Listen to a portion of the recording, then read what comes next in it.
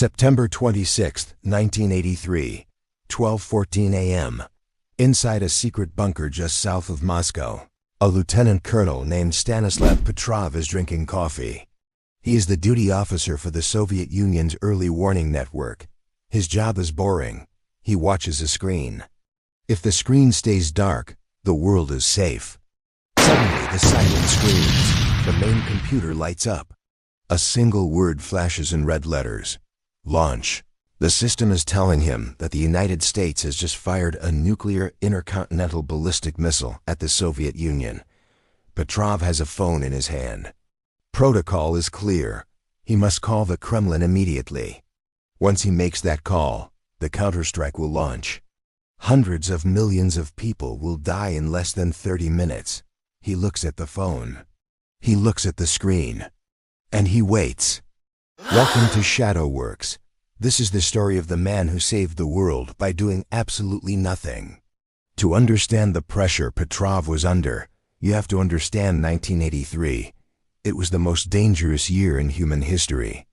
Just 3 weeks earlier, the Soviet Union had shot down a Korean civilian airliner. Tensions were at a breaking point. The KGB was convinced the Americans were planning a first strike. The Soviet Union had just deployed a brand new satellite system called OCO, or the Eye. Unlike ground radar, OCO looked down from space. It was designed to detect the heat signature of a rocket engine the second it left the silo. It was the crown jewel of Soviet technology. It was supposed to be infallible.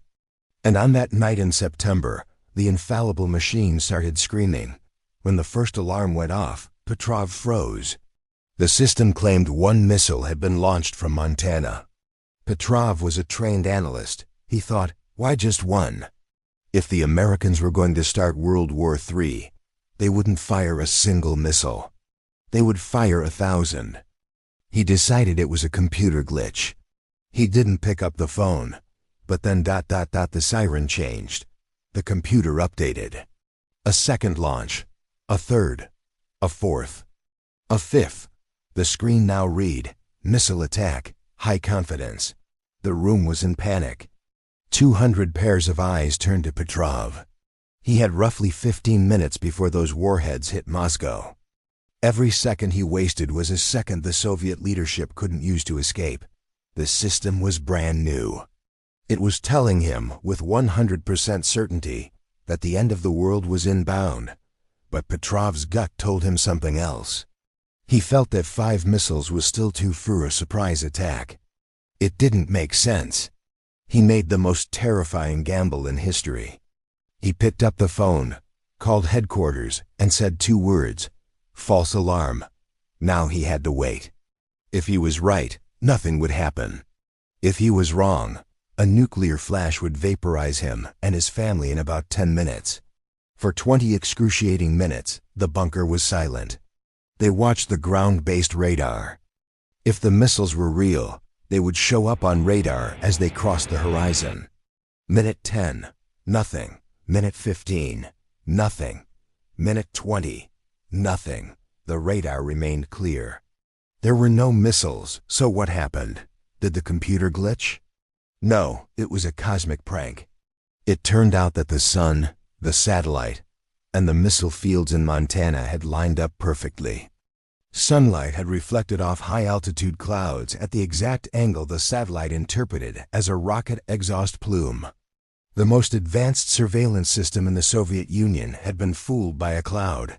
Stanislav Petrov saved the world. He prevented a nuclear war that would have wiped out half of humanity. So did the Soviet Union give him a medal? Did they make him a hero? No, they reprimanded him. They were embarrassed that their billion-dollar system failed. They interrogated him. They shouted at him for not filling out his logbook correctly during the crisis. He was quietly moved to a lower rank and retired early. He lived the rest of his life in a tiny apartment, surviving on a small pension. Most people have never heard his name. But if you are watching this video right now, it is because on a quiet night in 1983, Stanislav Petrov decided to trust his gut instead of his computer. This concludes File 2, Stranger Than Fiction. Join us next time as we open File 3, where we investigate the most advanced aircraft ever built and the governments that destroyed them.